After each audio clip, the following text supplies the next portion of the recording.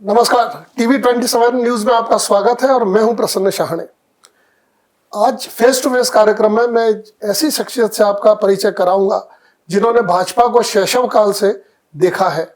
संघ से जुड़कर जब भाजपा बनी तब से लेकर आज तक उन्होंने कई संघर्ष अपने लोगों के लिए किए। खासतौर पर मीसा बंदियों को लेकर उन्होंने जो काम किए उससे पूरे देश में एक संदेश गया कि आखिर मीसा बंदियों के साथ क्या कुछ इमरजेंसी के दौरान हुआ था।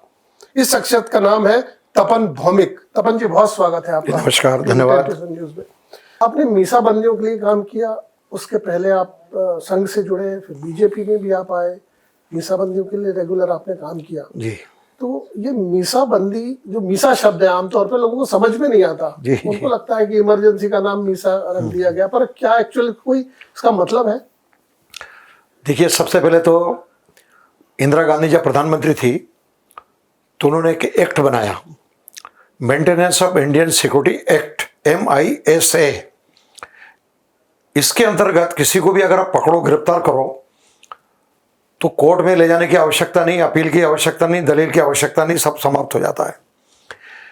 इस कानून का सबसे अधिक दुरुपयोग इमरजेंसी के समय हुआ, इसलिए इमरजेंसी और मीसा ये दोनों एक दूसरे के पर्यायी शब्द है, इसलिए इसको मीसा, इस एक्ट के अंदर सब लोग थे। लाल कृष्ण आडवाणी, अटल बिहारी वाजपेयी, मध्य प्रदेश में अगर लें तो कुशाभाऊ ठाकरे, बाबूलाल जी गौर, उत्तम चंद्र इसरानी, सेवाराम सोवाणी, अपने सारंग जी, तो कैलाश जी सारंग, शिवराज सिंह चौहान, मैं स्वयं तपन भौमिक, हम लोग सब मीसा डिटेंशन एक्ट के अंतर्गत। और इस कानून को आगे कहा है कि डिटेंशन एक्ट है ये, जिसको अगर हिंदी में बोलेंगे निरुद्ध अधिनियम। आपको डिटेन कर दिया, बस अब डिटेन कितने दिन के लिए करोगे? उस कानून में कुछ नहीं है। 2 साल, 4 साल, 6 साल, 50 साल मार डालो अंदर तो भी कोई पूछने वाला नहीं है। इसलिए इस खतरनाक कानून का नाम था मीसा। 21 मार्च 1977 में जब सरकार बदली, इंदिरा गांधी को बाहर किया गया और मोरारजी देसाई बैठे, उस एक्ट को सिरे से खारिज कर दिया गया। सबसे पहला काम यही हुआ, शपथ लेते ही पहला काम कि इस मीसा को बंद करो। और मीसा कानून तब से लेकर आज तक बंद है। भारत के इतिहास में, भारत के लॉ की सारी किताबों से इस मीसा को हटा दिया गया है। मतलब आप मानते हैं कि आज भाजपा जहां भी खड़ी है उसमें ये बहुत अहम रोल है? अगले कई पड़ाव आए, फिर राम मंदिर का मुद्दा आया, आपकी सरकार नहीं, वास्तव में आपने एकदम बहुत बढ़िया प्रश्न किया प्रसन्न जी। एक टर्निंग पॉइंट था वो, पूरे देश के लिए, भाजपा के लिए नहीं, संपूर्ण देश के लिए। इंदिरा गांधी ने, अब मैं आपको इमरजेंसी, इंदिरा गांधी ने जो इमरजेंसी लगा करके अत्याचार की पराकाष्ठा की, देश के सारे विरोधी दल के नेता अंदर, राष्ट्रीय स्वयंसेवक संघ, विश्व हिंदू परिषद, जनता दल, समाजवादी, सारे के सारे अंदर, ऐसे अंधेरे में एक प्रकाश जो आया, वो वास्तव में जयप्रकाश नारायण का आंदोलन, राष्ट्रीय स्वयंसेवक संघ का जेल भरो आंदोलन, इसके परिणाम स्वरूप इंदिरा गांधी ने चुनाव करवा दिया। उदाहरण के लिए अगर चुनाव नहीं कराते तो शायद 30-40 साल तक सब जेल में रहते, लेकिन चुनाव हो गया और उस चुनाव में देश की जनता ने परमानेंट पोटली में बंद करके उनको घर भेज दिया। उसी का परिणाम हुआ कि फिर हमारे नए नए नेता खड़े हुए। उसी का परिणाम है, उसी इमरजेंसी का परिणाम है शिवराज जी, मैं, ऐसे अनेक लोग जिन्होंने जो है अपना संपूर्ण जीवन छोड़ करके, मैं आपको मजेदार घटना बताऊं, जेल के अंदर ही लोगों ने प्रतिज्ञा की कि अब हम आप घर गृहस्थी नहीं करेंगे जब भी छूटे, और जाकर के संघ का प्रचारक बनेंगे।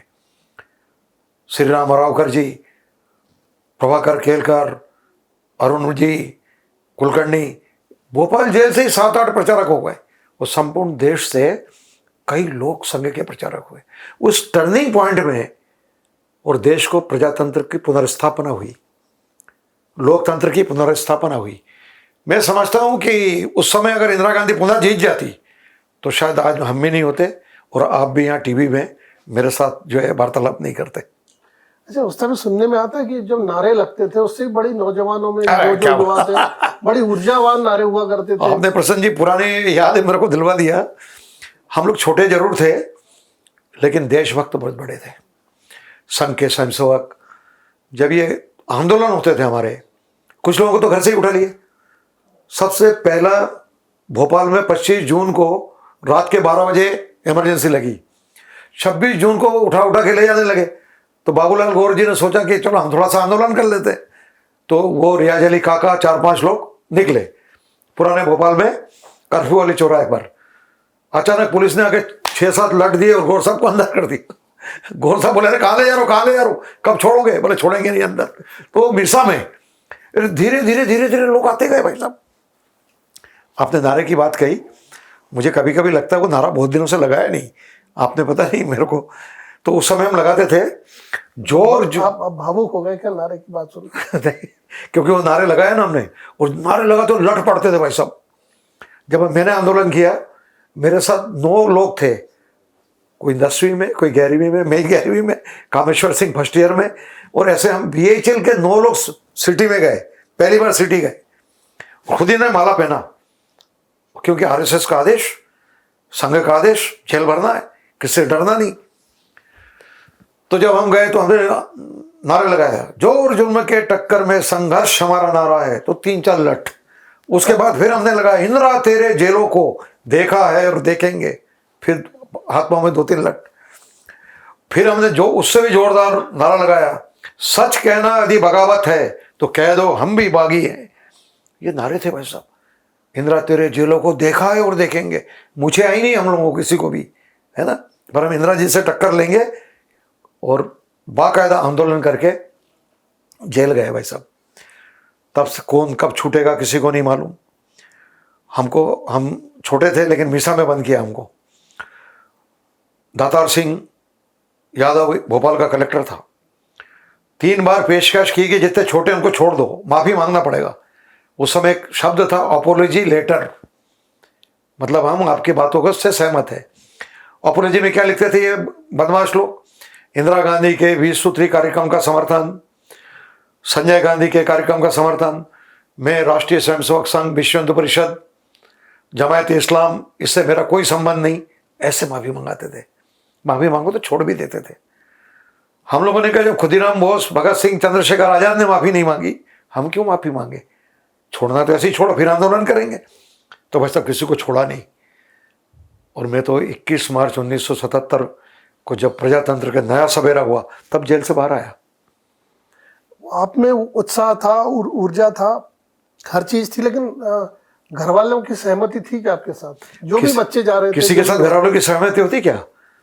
किसी के माँ बाप कहेंगे तो जाके मीसा में बंद हो जा।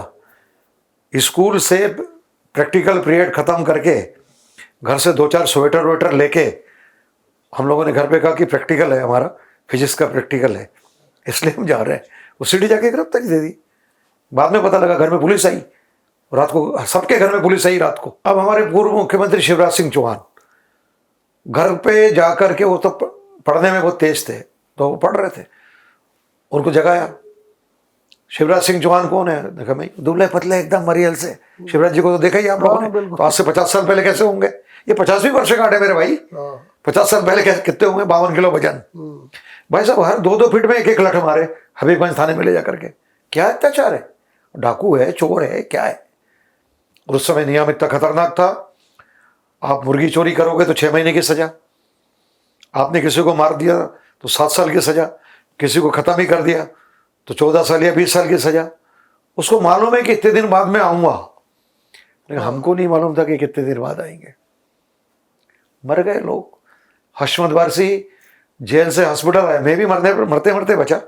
मेरे को टाइफाइड हो गया, 62 दिन अभी यहाँ हमीदिया हॉस्पिटल में भर्ती रहा, 62 दिन। और मेरे आंखों के सामने हशमत वारसी दवाई के अभाव में, गाली निकलती मुंह से, अब शब्द हम लोग निकालते नहीं है। इन लोगों ने इलाज तक नहीं करवाया भाई साहब, और पेट में अल्सर, कोई छोटी बीमारी है, वो हशमत वारसी चला गया। अच्छा, हम अब बाकी दौर छोड़ के हम सीधे इमरजेंसी के दौर पे आए। हम आ गए, उस दौर से आगे बढ़ गए जी। सरकारें बनी, अटल जी आए, तमाम सब होता रहा, बीजेपी बड़ी हो गई, उस बीच में 89 में भाजपा की स्थापना हो गई, आगे बढ़ गए। लेकिन जब हम मध्य प्रदेश की बात करते हैं, शिवराज की सरकार आती है, जो मीसाबंदी थे उनका सम्मान बढ़ा। लेकिन जब कमलनाथ जी की कांग्रेस की सरकार आई, तब उन्होंने एक ऑर्डर पास किया और आपका जो सम्मान था, वो हक आपको जो मिलता था, वो बंद कर दिया। उनका आरोप था कि ये जो साल भर का जो जितना पैसा हम दे रहे हैं, ये फिजूल खर्ची है। उसकी भी आपने लड़ाई लड़ी। तो आपको लगता है कि वही इमरजेंसी वाली समानता यहाँ भी दिखाई दी? चूंकि आपको ये बात याद है, क्योंकि उस संघर्ष में आप भी हमारे साथ थे। इमरजेंसी में लगभग 350 पत्रकारों को अंदर कर दिया था। जो पत्रकार सही चीज सही लिखे उसको लठ दे करके उसको भी अंदर करते, तो पत्रकार भी अंदर थे। देश भर में 750 समाचार पत्र है, उसको प्रतिबंधित कर दिया था। समाचार पत्र के ऊपर सेंसरशिप लागू की थी। सेंसरशिप पहले कलेक्टर पढ़ेगा। इस प्रकार के कोई इंटरव्यू हो रहे हैं, उस समय टीवी भी नहीं था खैर, तो पहले कलेक्टर पढ़ेगा। कलेक्टर साहब को पसंद आ गया तो पेपर बटेंगे, उन्होंने तो रद्दी की टोकरी में इसको भोपाल के बड़े तालाब में डालो। आपने एक बात कही, मध्य प्रदेश में शिवराज सिंह जी की सरकार आई, पूरे देश में जहां जहां भाजपा की सरकार आई, सब ने कहा कि इन लोगों को, हमने मांगा नहीं कि हमको कुछ दे, इन लोगों को कुछ ना कुछ सम्मान होना चाहिए। तो सम्मान में मुझे गर्व है ये कहते हुए, मैं बहुत रोमांचित हूँ। आपने ये प्रश्न पूछा, हमको ताम्रपत्र मिला। ताम्रपत्र सबसे बड़ा सम्मान होता है प्रदेश का। मध्य प्रदेश शासन की तरफ से प्रत्येक मिसाबंदी को ताम्रपत्र भेंट किया गया। साथ में दवाई इत्यादि ये वो सुविधाओं की दृष्टि से पहले 7,000 फिर 15,000 और अब 30,000 रुपए हमको मिलने लगे। इस बीच में कमलनाथ की सरकार आई। तो ये ऐसे लोग हैं, ये आके सबसे पहले अच्छे काम को भंड करते हैं। इनका नियम है, जैसे इंदिरा गांधी ने रात के 12 बजे इमरजेंसी लगा दी, कोई भी अच्छा काम चल रहा है तो उसको बंद कर दो। अपन लोग जब छोटे थे तो रेत के घर बनाते थे, और जो हमको नहीं खिलाता था तो हम जाके 1 लाख देते थे, पूरे में रेत के घर नहीं तो खेल बिगाड़ेंगे, तो खेलेंगे तो खेल बिगाड़ेंगे। तो ये जो कांग्रेस है, ये खेल बिगाड़ने वाले लोग हैं। इनको कोई लेना देना नहीं, ना मीसाबंदी को जानते हैं, ना पहचानते हैं, ना उसको कोई लेना देना नहीं। उन्होंने क्या करा, आते ही मीसाबंदियों का और जो सम्मान निधि था, इसका नाम है जयप्रकाश सम्मान निधि, वजीफा नहीं है, इसको बंद कर देंगे, बंद कर दिया। हमने उनसे पूछा, मिलने गए हम कि भैया क्यों बंद कर दिया, तो बोले बहुत सारे मीसाबंदी जो फर्जी है, हाँ। तो हम क्या करेंगे, इनका वेरिफिकेशन कराएंगे। करो भैया। भाई साहब, तहसीलदार घर घर गया, और मुझे मेरा सीना चौड़ा होता है क्योंकि मैं पूरे मध्य प्रदेश का समस्त मीसाबंदियों का अध्यक्ष हूं। सीना इसलिए चौड़ा होता है कि एक भी फर्जी मीसाबंदी निकाल नहीं पाए। अरे तुम्हारी तो सरकार है ना, तुम कलेक्टर से लिखवा देते कि जेल में नहीं था, हमारे जो सर्टिफिकेट अगर सब फाड़ फोड़ के फेंक देते, रिकॉर्ड जला देते, और कहते तपन भौमिक, शिवराज सिंह चौहान, ये सारे सब फर्जी है। नहीं कर पाए। पूरे मध्य प्रदेश के सारे मीसाबंदी सही निकले, और उन्हीं के कार्यकाल में ये वजीफा दोबारा चालू हुआ एरियर्स के साथ। तो निश्चित रूप से ये सम्मान निधि, ये सम्मान, ये ताम्रपत्र, और फिर मध्य प्रदेश की देखा देखी संपूर्ण देश में जहां जहां भाजपा सरकार है, अभी दिल्ली में सरकार आई, दिल्ली में शुरू हो गया, छत्तीसगढ़ में शुरू हो गया, राजस्थान में शुरू हो गया, सब जगह है ये सम्मान निधि है, और आज सम्मान मिल रहा है। हम लोग सम्मान ही चाहते और कुछ नहीं चाहते। आप थोड़ी राजनीतिक बातचीत कर लें, आपकी परमिशन हो तो? ठीक है, कर सकते हैं। ये देखने में आ रहा है लंबे समय से कि जब से भाजपा की लंबी सरकार की अवधि लंबी हो गई, एक दौर था जब संगठन सर्वे सर्वा होता था, चाहे सरकार हो या ना हो, पर संगठन अपने आप में मजबूत होता था।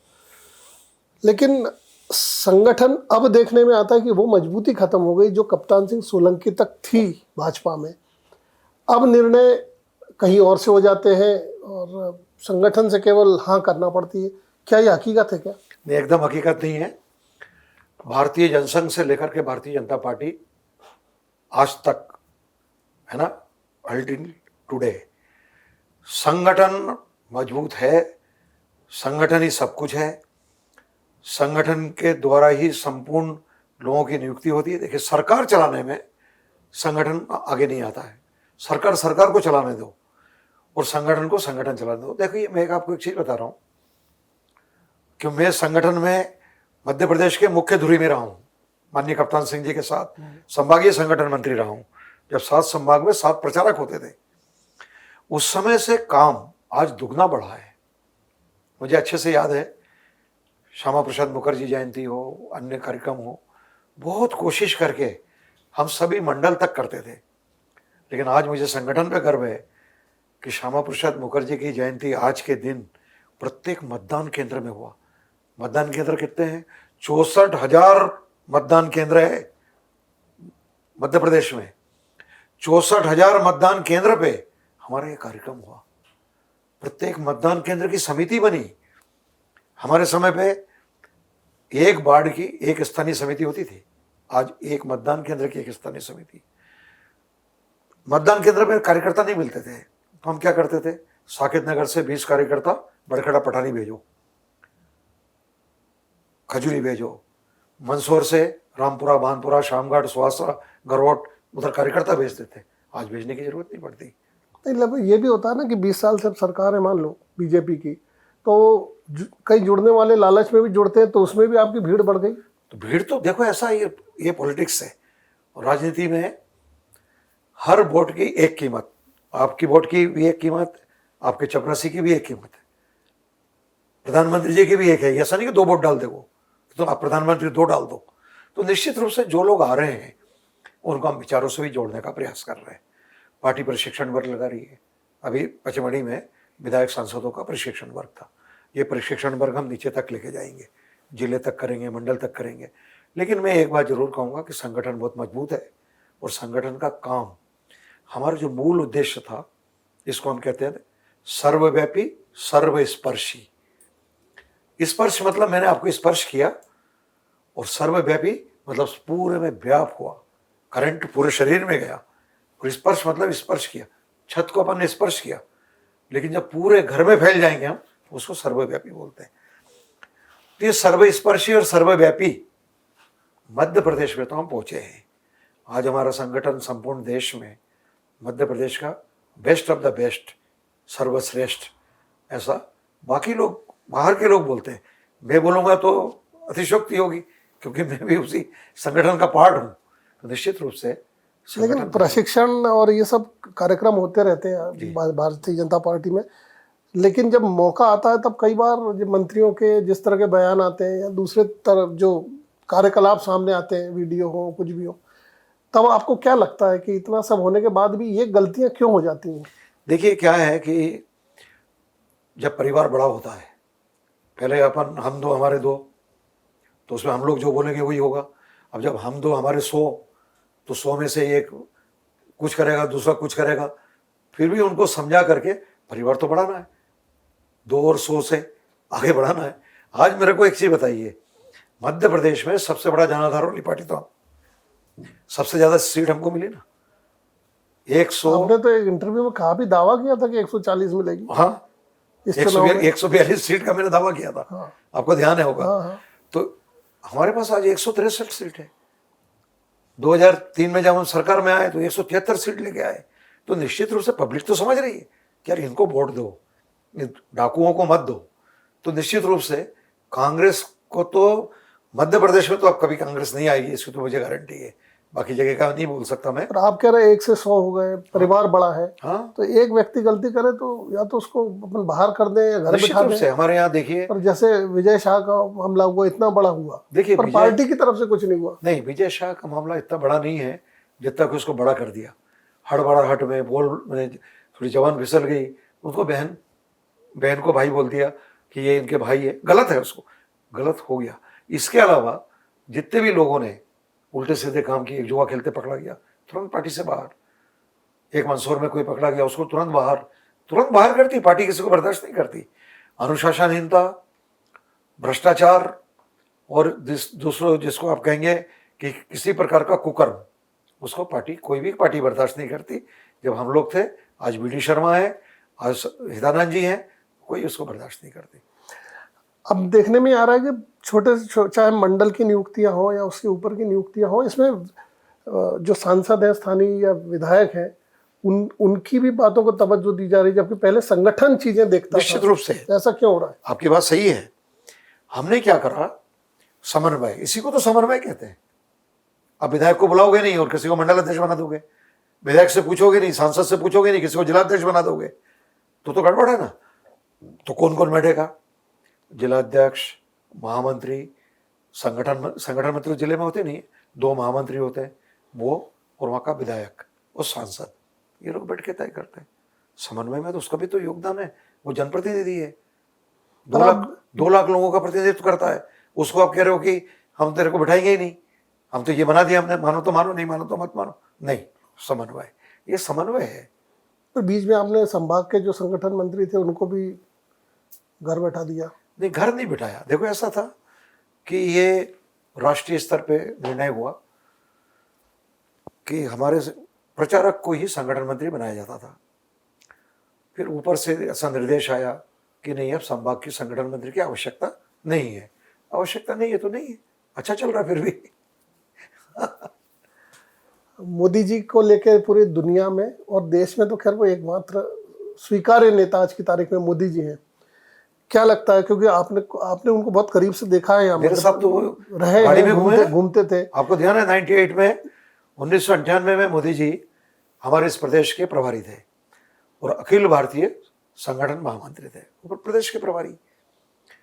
तो मोदी जी को लेकर के और हमने पूरे उज्जैन संभाग का प्रवास किया, और मोदी जी की सबसे पहली बैठक मोहन जी यादव ने उज्जैन में करवाई।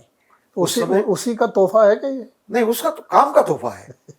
मोदी खाली उज्जैन में नहीं कराई, गरौड, भानपुरा, शामगढ़, सुहासरा, रतलाम, मंदसौर, नीमच, शाजापुर, फिर इधर भिंड, मुरैना, दतिया, शिवपुरी, सारे जिलों में गए, और सारे जिलों में गए, प्रवास किया उनने। हालांकि उस चुनाव में हमको जीत हासिल नहीं हुई, हम बहुत बुरी तरीके से हारे 98 का चुनाव। लेकिन उस समय से हमने नीचे पकड़ करना शुरू कर दिया था कि हारे तो हारे क्यों। उस समय हार का जो मूल कारण था, दिग्विजय सिंह ने बदमाशी करके हर एक मतदान केंद्र में 50 वोट काट दिए। आदमी वोट देने जा रहा है, उसका नाम ही नहीं है, वो 50 वोट एक मतदान केंद्र में काटने से, मैंने आपको बताया उस समय तो 55,000 मतदान केंद्र थे, अभी 65,000 हो गए, उस कारण से हार गए। लेकिन हमने पकड़ कर ली। उसके बाद का चुनाव 2003 का, फिर तो दिग्विजय सिंह का है, कोई आए, मध्य प्रदेश में तो केवल भाजपा। आपने हमारे जो वर्तमान मुख्यमंत्री हैं डॉक्टर मोहन यादव, उनको बहुत करीब से भी देखा है, उनकी कार्यशैली भी देखी है आपने, बढ़ाया भी आपने बहुत आगे है।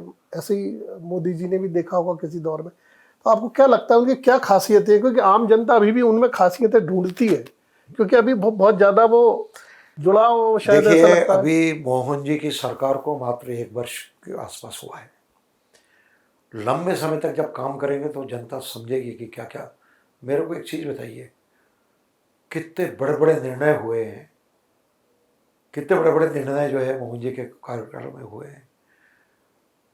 एक से एक उन्होंने विकास के कार्य में भी कभी रुकते नहीं। मोहन जी की 2-3 विशेषता है। हाँ, मैं वही जानना चाह रहा हूँ। पहली विशेषता ये है कि सुबह 6 बजे उठ के नहा धो के कंप्लीट होके कांच का जिसको करके और काम में लग जाते हैं। दूसरी उनकी विशेषता है कि जो बोलेंगे वही करेंगे। उनने बोल दिया तो मतलब बोल दिया, और उसका क्रियान्वयन तुरंत होगा। फिर तीसरी चीज है कि काम जो आपने बोल दिया है उसके क्रियान्वयन का जो है मॉनिटरिंग करेंगे, देखेंगे भी कि काम हो रहा है या नहीं रहा है। तीसरी चीज, मध्य प्रदेश में सांस्कृतिक अभ्युदय, इसका जो काम प्रारंभ हुआ, चाहे राम वनवास पथ गमन का पथ हो, चाहे स्थान स्थान पर धार्मिक कॉरिडोर हो, चाहे वो सड़क हो, उद्योग धंधे हो, शिवराज जी के समय से जो गति चल रही थी उस गति को रुकने नहीं दिया उन्होंने, उस गति को और आगे बढ़ाया। और मैं समझता हूँ 1 साल के कार्यकाल में इनने जितना किया शायद भारत के दूसरे मुख्यमंत्री ने नहीं किया। मैं दूसरे की तुलना भी नहीं करता हूँ, दूसरे के भाजपा के लोग हैं, लेकिन मोहन जी एक अच्छे। मुझे जो लगता है कि उनकी जो अपनी उनकी खुद की जो ताकत है, मुझे जो लगता है वो शायद आप उस बात से हाँ भी करेंगे, इत्तेफाक भी रखेंगे, कि वो किसी के दबाव में आके काम नहीं करते। सवाल ही पैदा नहीं होता। ये उनके, मेरे को लगता है दूसरे नेताओं से एक अलग खासियत है। एकदम शुरू से ही, और बहुत अच्छे, जिसको अच्छे नेतृत्व आज हमको मिला है। मोहन जी पढ़े लिखे भी बहुत हैं, पीएचडी हैं, 3 विषय में एमए हैं, वो फिर ज्ञानी पढ़ते लिखते भी बहुत हैं, और सब कुछ ठीक है। मतलब हमको शिवराज जी ने जो दिया उसके आगे ये चला रहे। मैं एक उदाहरण दे रहा हूँ छोटी सी। शिवराज जी मुख्यमंत्री निवास में पूरे मध्य प्रदेश के मीसाबंदियों का सम्मान करते थे। ये आए, हो सकता ही नहीं करते। इनको जैसे ही हमने रखा कि नहीं भाई मीसाबंदियों का सम्मान करना, जरूर भाई साहब जो आप बोलो वो, तो फिर उनका सम्मान वही अच्छे से। और वो सारे अभी जैसे कोर्स में 12th के कोर्स में ये इमरजेंसी जितने प्रश्न आपने पूछा ये सब आने वाला है। ये मोहन जी ने किया है, शिवराज जी ने जो आगे बढ़ाया उस काम को आगे बढ़ाया जा रहा है। सरकार और पार्टी का समन्वय बहुत अच्छा है, और मोहन जी एक सशक्त मुख्यमंत्री के रूप से हमको मिले। आपको लगता है कि आने वाले जो अब चुनाव होंगे अगले साल, क्योंकि मोहन जी ने लगभग पकड़ पूरे प्रदेश बना लिए, शिवराज जी के आप जैसा कह रहे हैं वैसे वो आगे भी ले जा रहे हैं, तो कांग्रेस के लिए भविष्य लगभग समाप्त मान लिया जाए? कांग्रेस का तो भविष्य अंधकार, जिसको एक कहते हैं ना डार्क, गहन अंधकार में है।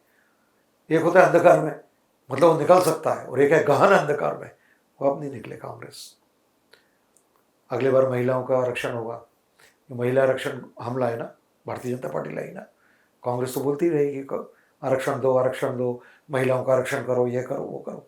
महिलाओं का आरक्षण तो अपन ने दिया ना, 33% महिलाएं विधायक बनेगी। आज 50% जो है नगर पालिका नगर निगम में महिलाएं, ये तो हमने दिया ना। लाडली बहना तो हमने दिया ना, आज 1500 रुपये मिल रहे हैं। कांग्रेस चाहे भी ना, दरवाजा तोड़ तोड़ करके महिलाएं हमको वोट दे रही है। इस बार भी महिलाओं का वोट परसेंटेज देखो आप, सब भाजपा के पक्ष में है। तो कांग्रेस का तो अभी जो 2-4-5 सीट है वो सीटें भी चली जाएंगी। एक सबसे अहम सवाल लंबे समय से तैर रहा है मध्य प्रदेश की फिजाओं में, प्रदेश अध्यक्ष नया कब तक मिलेगा? प्रदेश अध्यक्ष बहुत जल्दी मिलेगा, क्योंकि बहुत सारे कार्यक्रम, प्रशिक्षण वर्ग, ये वो दुनिया भर के